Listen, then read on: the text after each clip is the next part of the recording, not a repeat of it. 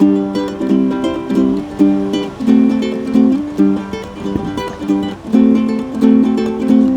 around the world, stop just purple for me. And breakfast with Bob. Poncho Man! Welcome, everybody. Day 2, Breakfast with Bob. My name is Bob Babbitt. We are brought to you by EAS Mileplex, Hoka One Polar VeloFix. VeloFix, right here. VeloFix. Yes, Sarah, you're going to get one of these guys. I know. Tune up from VeloFix. They're Polar, awesome. Normatec. 4 Seasons Walleye. We'll have our championship edition on Sunday. And Amio Power Breather. Our next guest, 7th place last year, Sarah Piampiano. How you doing, Sarah? I'm very well. Thanks, Bob. Thanks for having me. Wonderful. It's a little chilly out here, you think? It's cold. Well, what the heck? You need a sweater, No, right? you do need a sweater. I want the heat, man. You've done, Bring what, it. 3 training camps here? I have. Has this been the coolest This it's is been? my 4th time here this year, and it is definitely the coolest it's ever been, I think, for me coming What the here. heck? I don't know, but this is It's not what you I want. signed up for. No. You want this to be miserable. I want it to be hot. miserable. Yeah. Right? Yeah, I do. Why? You do better. Well, I perform well in the heat, and a lot of people don't. So Yes. you They know, melt, you they don't. melt. I don't. So I want the heat You want and the heat. wind. Both. Both. Bring it all. Bring it all. Rain? Yeah. That's fine all right. too. Rain's all right. Yeah. So when you get out to Javi and the wind is howling and it's hotter than crap, you're a happy girl. Yeah. Well, I don't know if I would say I'm happy in the moment, but generally, yes, I do prefer Because that. you know it's going to affect other people more. Yeah. Now, was there a point? I mean, obviously, with your history, with brothers who beat the crap out of you, right? You obviously like miserable, right? Yeah. We're getting shot by blueberries. We're getting zipped into hockey bags. Yeah. All that type of stuff. Yeah. You grew up with abuse. Yeah. I thrive on it. I guess. The more abuse, the better. The brothers aren't around here. Actually, one of my brothers is coming out for the race. Did he bring his blueberry pellet gun? He might. I don't know. It'll be a surprise. I love that. So, did you I mean, you didn't have an option, obviously. When I was getting shot by blueberries? Well, just a whole torture thing that the brothers put you through. No, there was no option. No option whatsoever. There was no option, no. And what were you hockey? What was the stuff you were into? Sports? Everything when I was growing up. Ski racing, Yeah, you were hockey, a ski racer, right? Yeah. I mean, everything. I ran cross country. I played basketball, soccer. I'm ashamed to admit that I actually swam because you wouldn't guess it now, but with how bad of a swim I have. But I did swim growing up, when I was young, and water skied. I used to do water ski competitions. I mean, I did everything. I was a active little kid. But then I also see, you broke your wrist, at 3 or something like that. I mean, you. I was always breaking stuff. Yeah. And most of that was on your own. It wasn't the brothers breaking your stuff. You That was did that. just me. That was you're beating the crap out of yourself. Yeah. Okay, so age 8 runner. Yep. Age 14, 8th in the National Cross Country Championships. Yeah. And 15, you won the what? Main cross state. country, yeah, main state cross country title. So, yeah. Running. Did you think about running college? Yeah, so I started running when I was 8. I joined a local track club, and that year I qualified for the national championships. And for an 8-year-old kid to get on a plane to go somewhere to go race, how cool is that? It was so cool. So I just totally fell in love with running, mostly just because I got to travel. Right.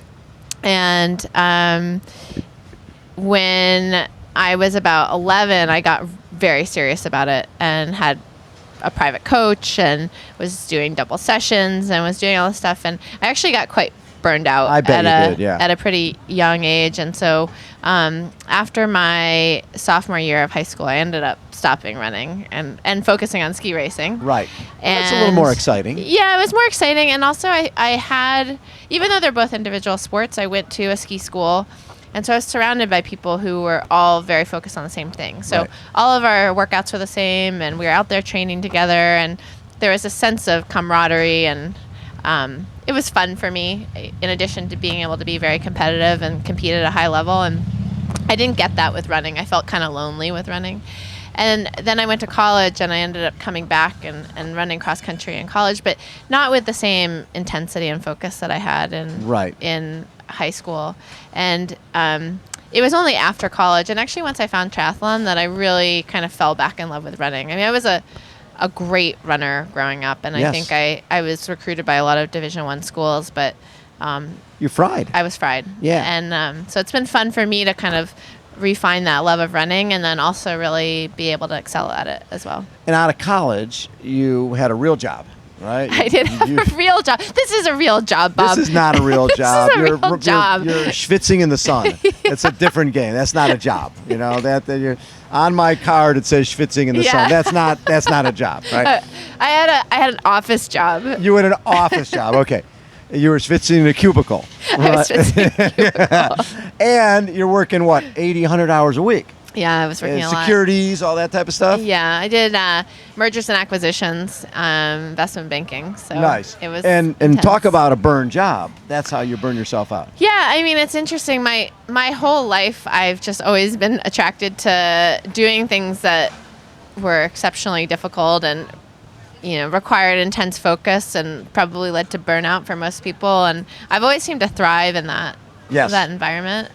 So I really loved my job. I worked crazy hours, and it was hard, and I definitely did my fair share of complaining, but at the same time, I loved it too. It was and you're traveling 14 days a month, Asia, South and Central America, Europe. Yeah. That's all wild. Over. Yeah, and I mean, I've been to some crazy places. Like one of my focus areas was Asia and China in particular, and I've been to farms up in this town called Kadong, which is literally 10 kilometers from the border of Russia. I mean, it is way up in the middle of nowhere, China, and to go and I visited hospitals all around China. I mean, I've had these really unique experiences that you wouldn't have as a tourist. So it was a pretty neat experience for me as for anybody, but somebody just kind of a few years out of college. How fun is that? Yeah. But then 2009. In 2009, everything changed. Everything a buddy basically was going to do a triathlon, and the challenge started, right? Yep. We were out at a bar one night, and I was smoking some cigarettes and having a few drinks, and he... and you're not doing any of this running or any of this stuff anymore? Oh, no. I mean, I actually had joined a gym when I moved to New York City in 2005. Yeah. And for 4 years, the only time I ever went to the gym was when I pulled all-nighters at the office and had to go shower. I never worked out there once. So the office, that was just a shower place. I was paying like $150 a month to shower. It was a very expensive shower. That is funny.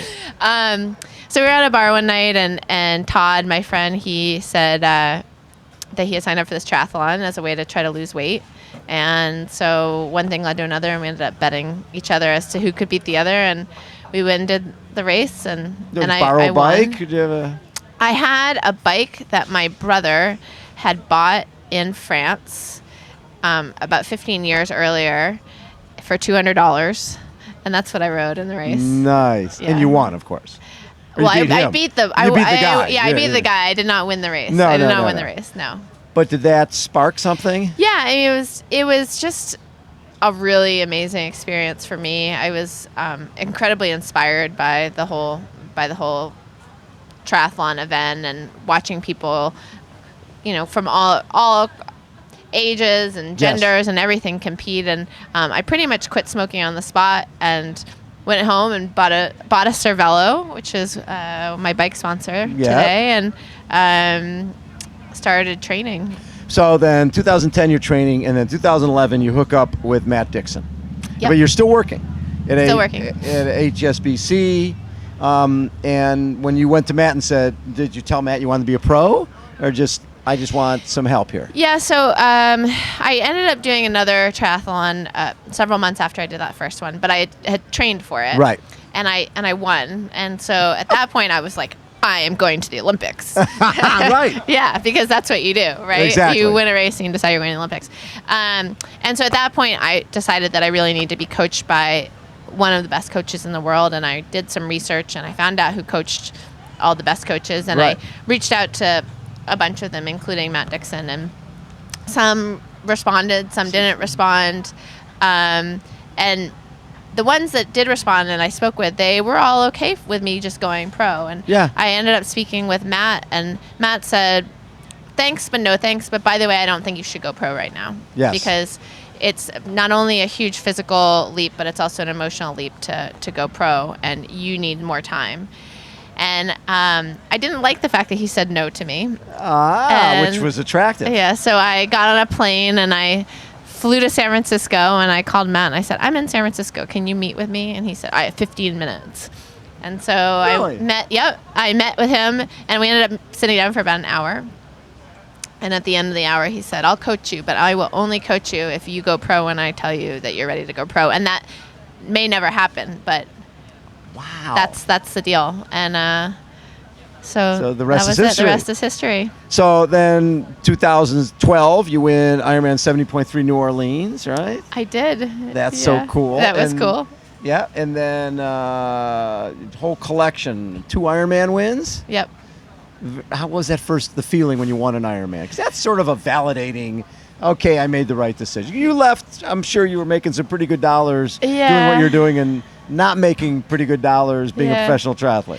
Yeah, well, the first Ironman win actually came after my 7th place finish in 2015. Here. Here, yeah. Yes. And so I was kind of Getting riding 7th on here, that's a little bit of a high. I mean, it was like this huge breakthrough for me. Yeah, absolutely. I was definitely just like on a total high going into that race, and then to have my first Ironman win. I mean, but between Kona and then that, it was kind of an emotional few months for me, and right. very exciting. And I actually have a picture up on my wall from that first win, because I love looking at my face crossing the finish line, because there was just so much joy and excitement, and that's really what it's kind of all about. You always want to remember that, you know? You didn't have that same joy when you were working at HSBC. I don't think Not so. quite the same. Not quite the same. Oh I don't my think so. God, I'm loving every second of this. Yeah. So last year you were 7th, right? I was. And it's 102, 507, 307, 922. The swim, you swam an hour out here the other day. Yep. Yeah. So that's in the ballpark. And if it's a sufferfest, then that points well in your direction. It does. What are your goals? And I know with Matt doesn't just go out and have fun. Yeah. Matt has sort of specifics. And what has Matt brought to the table for you besides telling you, I'll tell you when, and you've got 15 minutes? I sort of like that. He was playing hard to get. Yeah, he was playing hard to get. I actually haven't really sat down with Matt yet and gone over my race strategy, but I've been working hard on my swim this year, and 2 years ago I was 110 out of the water. Last year I think I was like 16 or 17 minutes back from the lead women, and my goal last year was to be 10 minutes back. Yes. Which is what I was. And this year, I'm hoping to be 8 minutes back. I'm just trying to make these kind of small incremental gains Sure. on the swim, and for me, if I can do that, that's kind of icing on the cake. But Yeah. I really expect to be making moves and making up ground on the bike and run. Well, and the thing is, people go, what, 2 minutes, 3 minutes? But it makes such a difference. It does. And because then you're in the race rather than trying to catch the race. Yeah. Well, last year was the first time I ever swam with a pack in That was And sort of fun. It was crazy. I mean, truly, I've just watched the pack swim away from me. And then Yes. last year in Kona, I swam with a group, and it was so exciting. You're like, oh my God. Yeah, I we're didn't know all what to pro do. women and we're all swimming together. I know. It was so cool.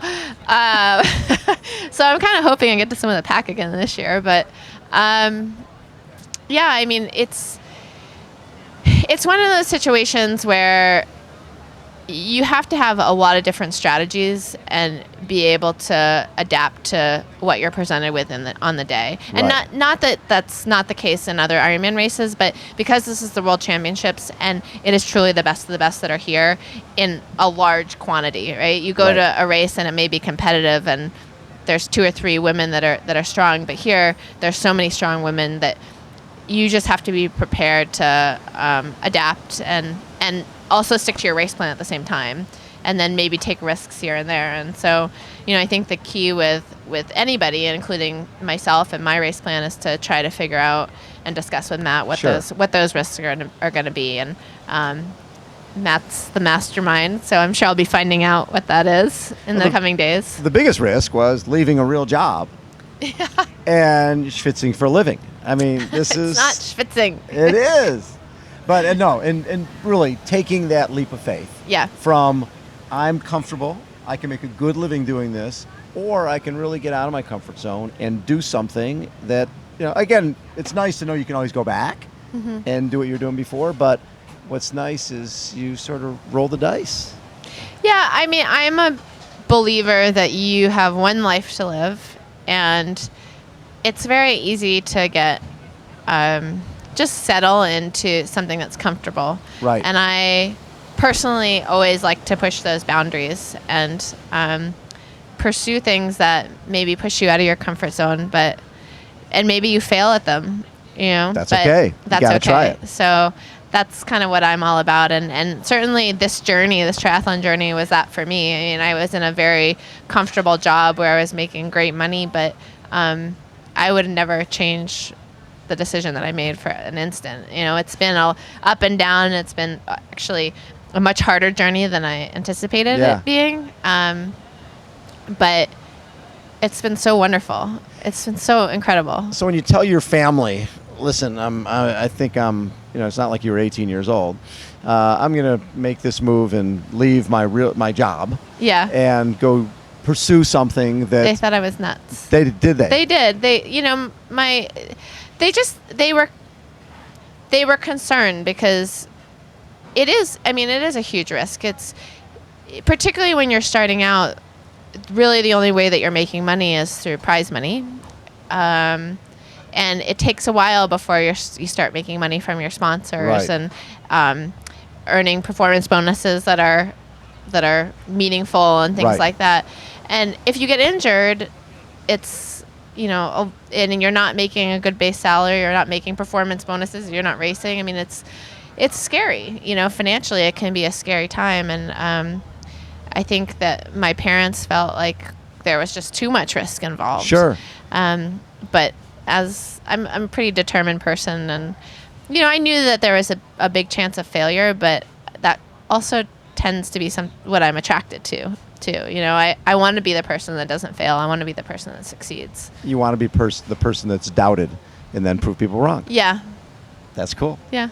Well, hopefully you'll prove some people wrong on Saturday. I hope so. And hopefully it'll be hot and windy and rain. We'll get hail, and you'll have the perfect Maybe it day. will snow. The snow would be great. Can you imagine? People would not know what to do with They would go out of their minds. It wouldn't snow, but that would be great. What a round of applause for Sarah Piampiano. Poncho Man, take us home. Could you dance a little stranger? Show me where you've been. Love can make you harsher, don't do it again. Breakfast with Bob. Poncho Man. Good in the fish. Poor fish.